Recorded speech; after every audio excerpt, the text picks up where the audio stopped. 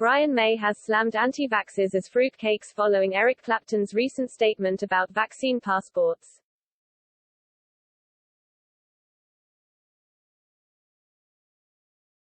Eric Clapton, 76, has ruled out playing on any stage where there may be a discriminated audience present and will only perform if there is provision made for all people to attend, he said in a statement shared via Robin Minotta's Telegram account, following the news a vaccine passport could be introduced for certain events.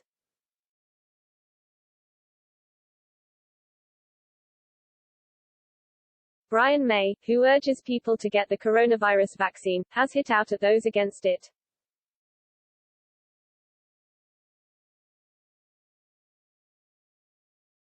The Queen star told The Independent, "I love Eric Clapton, he's my hero, but he has very different views from me in many ways.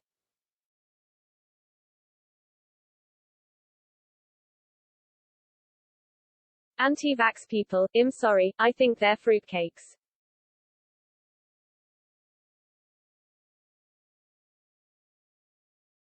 There's plenty of evidence to show that vaccination helps. On the whole, they've been very safe.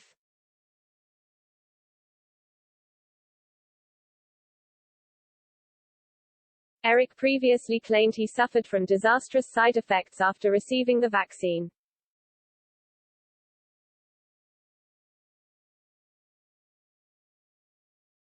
In a letter, he wrote, "I took the first jab of AZ and straight away had severe reactions which lasted 10 days.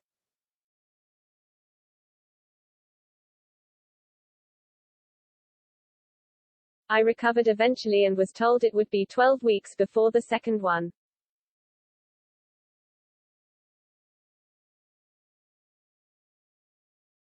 After taking the second jab, the musician said his hands and feet were either frozen, numb or burning for 2 weeks.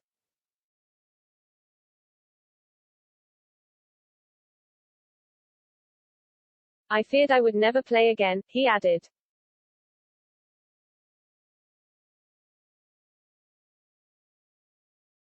The NHS and scientists say receiving the COVID jab is the best protection from the virus.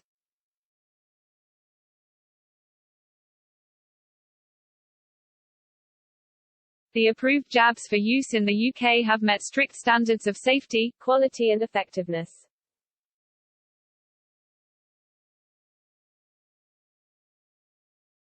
Mild symptoms can include a headache, feeling achy, feeling or being sick and having a sore arm.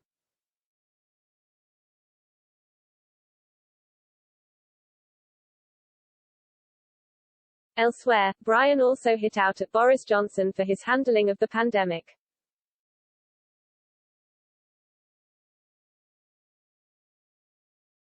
The rock star slammed the Prime Minister for being too little, too late at every point.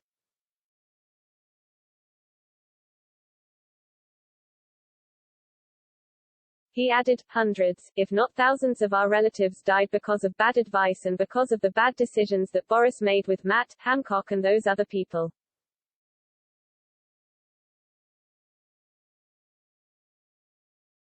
The singer went on to say he believes the country would be in a different situation if the borders were closed earlier.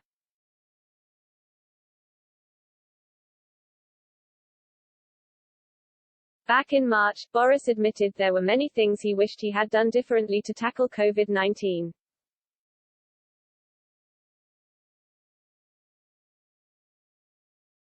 As part of a lengthy statement, he said, "I think in retrospect, there are probably many things that we wish that we'd known and many things that we wish we'd done differently at the time, because we were fighting a novel disease under very different circumstances than any previous government had ever imagined."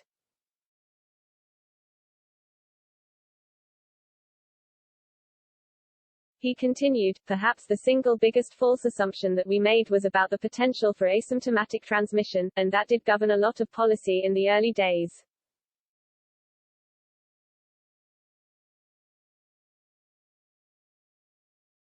All that misunderstanding about the reality of asymptomatic transmission certainly led to real problems that meant we then really had to work very hard to make up ground."